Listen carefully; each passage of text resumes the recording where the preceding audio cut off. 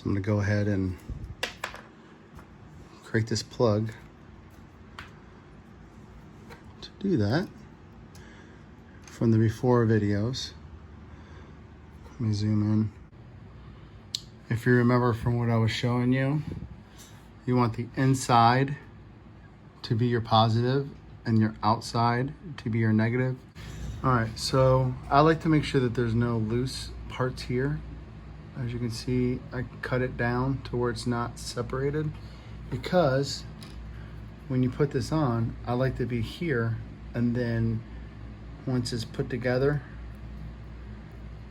obviously it'll be further down. Hold on, should be about right. Well, shoot, it should be right there. Right there, so there, it'll be clean.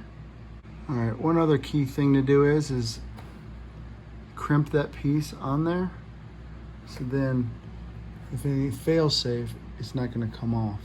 And there you go. It's ready to rock. Let's plug her in and see if it works. All right, let's see if this thing works.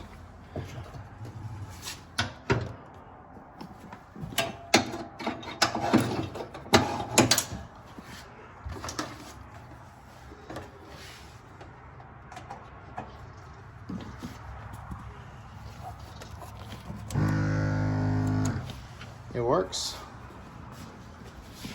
And it's long enough to where, I think you can pull on this, goes here. Obviously the other way, it won't pop out. I shouldn't be going this tight anyways, but if I do, well, I can't go any further. I still have slack. So everything's working great. There's a major overlap, probably 10 inches, so I need to spread them out. All right, so this probably has a spread of like 20 inches from here to here, because this one goes to here, this one goes to here. So I need to make this probably not 20 inches apart, but more like, even with the other ones, I need to go like 40 inches. So I need to be out here with that one and out there with that one. Because I mean, right here is where the crosses. So, and that's basically 20 inches. So that's a 40-inch spread. So back to the drawing board. All right, so I rigged this thing up to see if it's gonna be better. There's an overlap of at least 10 inches on each side. So now from center line to here, I'm at 20 inches. So we're 20 inches apart. And let's see how that looks. And if that looks good, I'll swap it over to my other ones, which is my air induction. These are not the air induction. I have the air induction. I'll put those on, see how those look, and everything looks good. Then I'll trim the hose, trim the PVC pipe, and we'll be good to go. If it needs to come in some, I'll trim this to here and then bring it in and have a mark to where if I'm doing air induction, I can just move it over. But otherwise, I think this is good to go.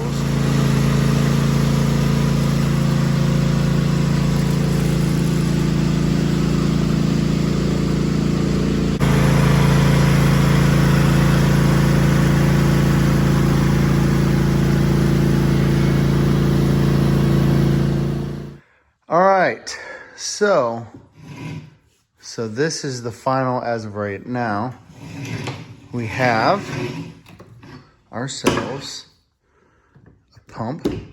So then we have a hard line inside. You can kind of tell where it goes to the very bottom part, and it has a filter in it.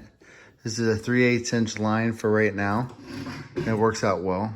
To a 1/2 inch line going to a filter. Filter out anything that's going to go into the line. T's goes across. This goes 18 inches. 18 inches from the center line to here, and 18 inches from here to here. 1/2 inch pipe, 1/2 inch hosing. I got the T-jet system on the 3/4 inch PVC pipe that I might paint black or I might just leave. I don't know. I have a angle aluminum that's connected. You can kind of tell where there's two there you go. 2 bolts. I didn't have to put anything new in. The only thing I did have to do is up here, I replaced the motor. It was a 1 gallon motor. Now it's a 2.4 inch or 2.4 gallons per minute motor. I had to move the entry hole from there to here to fit this bigger motor. Hole cover to put right there, just in case I need it for later. Filter works out awesome. I have 2 different types. I have an air induction and then I have a regular T-jet system. For the cable, I kept this cable, put this on there.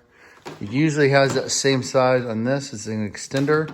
What I did was I cut this off and then I put this 2.1 millimeter, what is it, a barrel plug on there.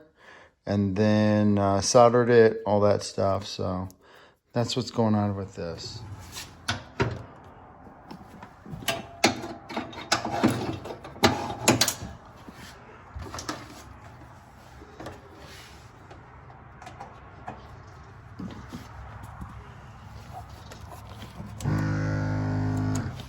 It works.